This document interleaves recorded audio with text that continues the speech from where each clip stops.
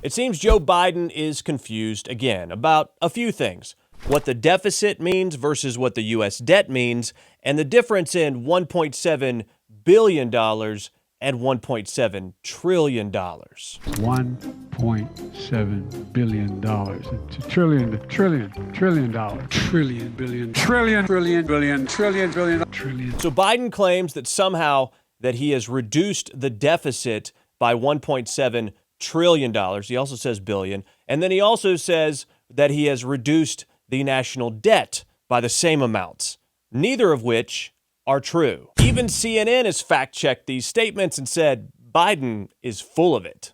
U.S. debt is money that our country borrows. The deficit is the difference between the tax revenue that our government brings in and then our overall budget. So if you're spending more than you're taking in, that's a deficit, which we've had for a long time, which Biden falsely claims he's reduced. So let's tackle the deficit thing first.